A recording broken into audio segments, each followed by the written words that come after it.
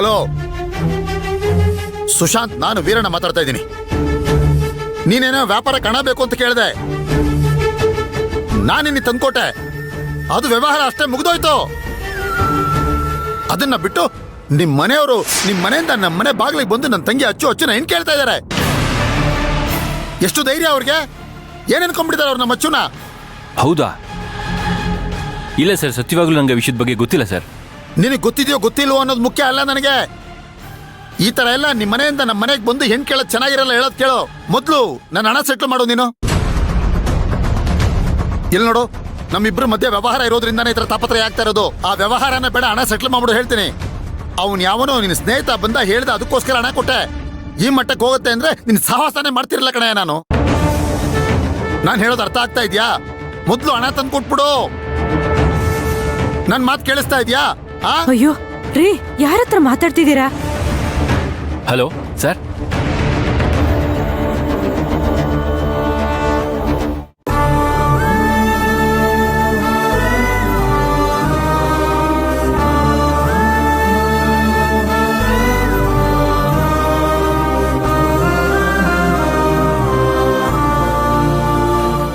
ಸಿದ್ದು, ನಾವೀಗ ಹೀಗೆ ಯೋಚನೆ ಮಾಡೋದ್ರಲ್ಲಿ ಏನೂ ಪ್ರಯೋಜನ ಇಲ್ಲ.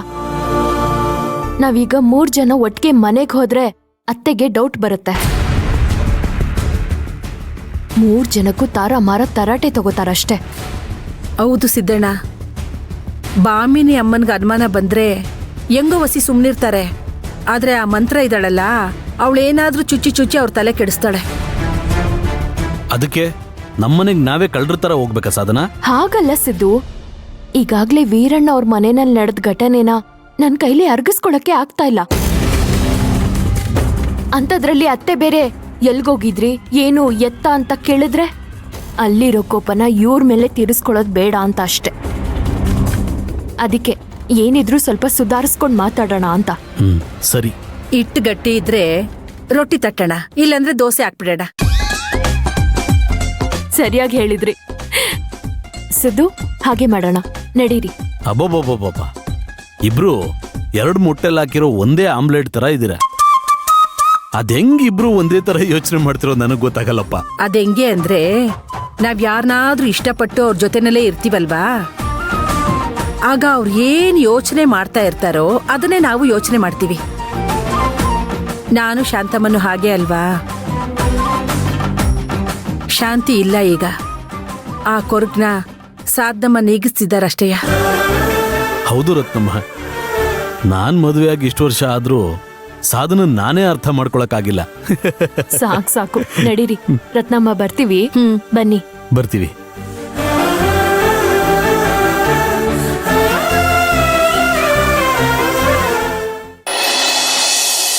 ರತ್ನ, ಏ ರತ್ನ, ಹಾಯ್, ಇನ್ನೂ ಬಂದಿಲ್ಲ ಅನ್ಸತ್ತೆ ಈ ಪುಣ್ಯಾತ್ ಗಿತ್ತಿ. ಏನೋಪ್ಪ, ಇಷ್ಟೊತ್ತಾದ್ರೂ ಕೆಲ್ಸಕ್ಕೆ ರತ್ನಮ್ಮ ಬಂದಿಲ್ಲ. ದೊಡ್ಡ ಸೊಸೆ ಅಂತೂ ಮನೇಲಿ ಇರೋದೇ ಇಲ್ಲ, ಚಿಕ್ಕ ಸೊಸೆ ಅಂತೂ ಇಲ್ವೇ ಇಲ್ಲ. ಪಾಪ, ಮಂತ್ರ ಅಂತೂ ಕೆಲ್ಸಕ್ಕೆ ಹೋಗಿರ್ತಾಳೆ. ಆ ಹುಡ್ಗಿನ್ ಏನ್ ಕೇಳಕ್ಕಾಗತ್ ನಾವು? ನಮ್ ಹಣೆ ಬರಹ ಕೇಳೋರ್ ಯಾರಿಲ್ಲಿ? ಎಷ್ಟು ಸಂಬಳ ಕೊಟ್ಟು ಇಟ್ಕೊಂಡ್ರು ಇವ್ರ ಗೋಳು ಇದೇ ಆಗೋಯ್ತು. ಸಂಬಳ ಮಾತ್ರ ಕರೆಕ್ಟಾಗಿ ಕೊಡ್ಬೇಕು.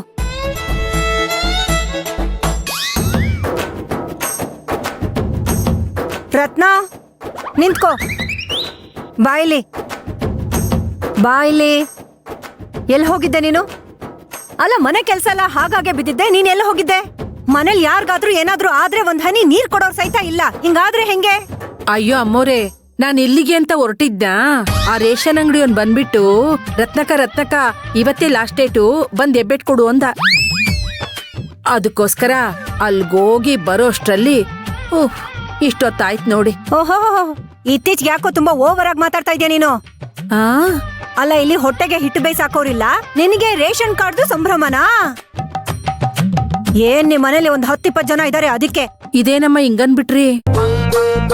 ಒಬ್ರು ಇರ್ಲಿ 10 ಜನ ಇರ್ಲಿ, ದಾಖಲೆನೆ ಅಲ್ವೇ? ಮಾತ್ ಚೆನ್ನಾಗ್ ಕಲ್ತ್ ಬಿಟ್ಟಿದ್ಯಾ. ಹೋಗೋಗೋ, ರಾಶಿ ಪಾತ್ರೆಗಳು ಬಿದ್ದಿದೆ, ಅದೆಲ್ಲ ತೊಳಿಯೋದ್ ಯಾವಾಗ? ಒರ್ಸಿ ಗುಡ್ಸಿ ನಮ್ಗೆ ಹೊಟ್ಟೆಗ್ ಬೇಯಿಸಾಕೋದ್ ಯಾವಾಗ ನೀನು? ಅಷ್ಟೇ ತಾನೇ. ಏನಮ್ಮ 10 ನಿಮಿಷ ಕೊಡಿ, ಪಟ ಪಟ ಪಟ ಪಟ ಅಂತ ಮುಗಿಸ್ಬಿಡ್ತೀನಿ. ಹಾ 10 ನಿಮಿಷಕ್ಕೆ ಅಷ್ಟೆಲ್ಲ ಮಾಡಕ್ಕಾಗತ್ತೇನೆ? ಹ್ಮ್ ಹಾಗಾದ್ರೆ ನೀನು ಇಷ್ಟು ದಿನ 10 ನಿಮಿಷಕ್ಕೆ ಮಾಡೋ ಕೆಲ್ಸನ ಬೆಳಗ್ಗೆಯಿಂದ ಸಾಯಂಕಾಲ ಗಂಟೆ ಯಾಕೆ ಮಾಡ್ತಿದ್ದೆ? 10 ನಿಮಿಷಕ್ಕೆಲ್ಲ ಕೆಲಸ ಮಾಡಕ್ಕಾಗತ್ತೇನೆ? ಮಾಡ್ಲಿಲ್ಲ ಅಂದ್ರೆ ನಿಮ್ಮನ್ನ ಒಪ್ಪಿಸ್ಬೇಕಲ್ಲಮ್ಮ. ಏನ್ ನನ್ ಕೆಲ್ಸನ ನೀವು ಮಾಡ್ತೀರಾ? ಏನು ನಾನು ಮಾಡೋದಾಗಿದ್ರೆ ನಿನ್ನನ್ ಯಾಕೆ ಇಲ್ಲಿ ಇಟ್ಕೋತಾ ಇದ್ದೆ? ಗೊತ್ತು ಬಿಡಿ. ನಾನು ಈ ಮನೆ ಯಜಮಾನಿ. ಲೋಡ ಲೋಡ ಅಂತ ಮಾತಾಡ್ಬೇಡ, ಲೋಟ ತೊಳಿ ಹೋಗು. ಆಯ್ತು ಕಣ್ರಮ್ಮ, ನಾನ್ ಲೋಟನೇ ತೊಳಿತೀನಿ. ನೀವು ಮಾತೆ ಪೀಠದಲ್ಲಿ ಭದ್ರವಾಗಿ ಕೂತ್ಕೊಳ್ಳಿ. ಹಾ ಯಾಕೋ ಬರ್ತಾ ಬರ್ತಾ ಸೇರಿಗ್ ಸವಾ ಸೇರು ಅಂತ ಮಾತಾಡೋ ಚೆನ್ನಾಗ್ ಕಲ್ತು ಬಿಟ್ಟಿದ್ದಾಳೆ. ತುಂಬಾ ಮಾತಾಡ್ತಾಳೆ ಇತ್ತೀಚೆಗಂತೂ. ಎಷ್ಟು ಸಂಬಳ ಕೊಟ್ರು ತೃಪ್ತಿ ಇಲ್ಲ ಇವಳಿಗೆ. ಕೆಲ್ಸ ಮಾತ್ರ ಆಹಾಹಾಹಾ.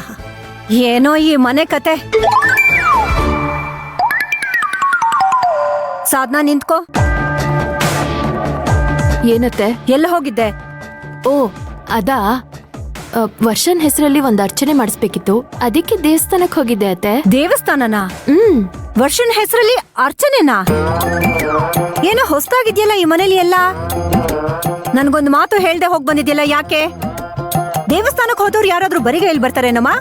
ಹಾಗಲ್ಲ ಅತ್ತೆ, ಅದು ದೇವಸ್ಥಾನದಿಂದ ಆಫೀಸಿಗೆ ಹೋದ್ನಲ್ಲ, ಅಲ್ಲೇ ಇಟ್ಟು ಅಲ್ಲೇ ಮರ್ತು ಬಂದ್ಬಿಟ್ಟೆ. ಹೌದು ಎಲ್ಲ ಆಫೀಸಲ್ಲೇ ನಿನ್ಗೆ ಪ್ರತಿಯೊಂದು. ಮನೆಯವ್ರನ್ನೆಲ್ಲ ಮರ್ತು ಬಿಡು.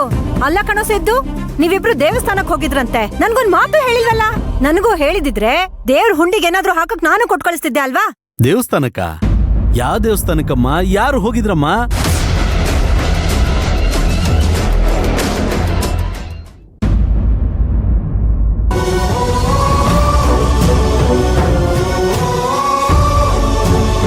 ಎಷ್ಟು ಧೈರ್ಯ! ನಮ್ಮನೆ ಮೆಟ್ಲತ್ತಿ ಬಂದು ಹೆಣ್ ಕೇಳ್ತಾ ಇದಾರೆ. ಅವ್ರನ್ನ ಅವತ್ತೇ ಸೇರಿಸಬಾರ್ದಾಗಿತ್ತು ನಾನು. ರೀ, ನೀವ್ ಸ್ವಲ್ಪ ಸಮಾಧಾನ ಮಾಡ್ಕೊಳ್ರಿ. ಯಾಕೆ ಸಮಾಧಾನ ಮಾಡ್ಕೊಳ್ಳೋದು ಸುಮಾ?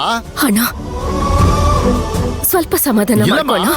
ಅವ್ರು ಹೇಗಮ್ಮ ಹೆಣ್ ಕೇಳ್ತಾರೆ? ಅವರು ಎಷ್ಟಮ್ಮ ಧೈರ್ಯ ಅಣ್ಣ ಅವ್ರಿಗೆ? ನನಗೆ ಅಯ್ಯೋ, ಆಗುತ್ತಣ್ಣ, ನೀನ್ ಸ್ವಲ್ಪ ಅವ್ರು ಸಮಾಧಾನ ಹೋಗಾಯ್ತು ಮಾಡ್ಕೊ. ರೀ. ನಾನ್ ಮಾತಾಡ್ ಕಳ್ಸಿದ್ದೀನಿ ಅವ್ರನ್ನ. ಅವ್ರು ಅವ್ರು ಹೋದ್ರಣ್ಣ. ನಿನ್ ಮದುವೆನ ಹೇಗೆಲ್ಲ ಮಾಡ್ಬೇಕು? ಹಂಗಲ್ಲ ಅಣ್ಣ. ಅಣ್ಣ ಅಲ್ಲಮ್ಮ, ಅವ್ರು ಯಾರಮ್ಮ ನೀನ್ ಹೆಣ್ ಕೇಳ್ಕೊಂಬರಕ್? ಅಣ್ಣ ನನಗೆ ಅರ್ಥ ಆಗುತ್ತೆ, ನೀನ್ ಸ್ವಲ್ಪ ಸಮಾಧಾನ ಮಾಡ್ಕೊ ಅಣ್ಣ. ಅಣ್ಣ ನೀರ್ ಕುಡೀರಿ. ಅಯ್ಯೋ ನೀರ್ ಕುಡಿ ಅಣ್ಣ, ನೀರ್ ಕುಡಿ. ಅಯ್ಯೋ ಅಯ್ಯೋ ಅಯ್ಯೋ ರೀ ಅಣ್ಣ, ಅಯ್ಯೋ ಅಣ್ಣ ಸಮಾಧಾನ ಮಾಡ್ಕೋ ರೀ. ಅಣ್ಣ ಅಣ್ಣ ರೀ ಅಣ್ಣ, ಅಣ್ಣ ಏನಾಯ್ತಣ್ಣ? ಅಯ್ಯೋ ಅಣ್ಣ ಅಣ್ಣ ಅಣ್ಣ ಏನು ಆಗಲ್ಲ ನಿಮ್ಗೆ ಅಣ್ಣ. ಶ್ರೀಧರ, ಅಯ್ಯೋ ಶಂಕ್ರು, ಶಂಕ್ರು ಬೇಗ ಬಾ ಶಂಕ್ರು. ಶಂಕ್ರು ಎಲ್ಲಿ ಶಂಕ್ರು? ಶಂಕ್ರು ಬಾ. ಏನಾಯ್ತು? ಶಂಕ್ರು ಏನಾಯ್ತು? ಅಣ್ಣ ಇದ್ದಕ್ಕಿದ್ದಂಗೆ ಬಿದ್ದೋದ್ರು ಶಂಕ್ರು. ಯಜಮಾನ್ರೆ ಅಣ್ಣಂಗೇನೋ ಆಗಿದೆ ಶಂಕ್ರು. ಏನಾಯ್ತು ಯಜಮಾನ್ರೆ? ಏನಾಯ್ತು ಯಜಮಾನ್ರೆ? ಶಂಕ್ರು ಅಣ್ಣಂಗೇನೋ ಆಗಿದೆ ಶಂಕ್ರು. ಬೇಗ ಹಾಸ್ಪಿಟಲ್ ಕರ್ಕೊಂಡು ಹೋಗ್ಬೇಕು. ಏನಾದ್ರೂ ಮಾಡು ಶಂಕ್ರು. ಸರಿ ಆಯ್ತು ಮೊರೆ. ರೀ ಯಜಮಾನ್ರೆ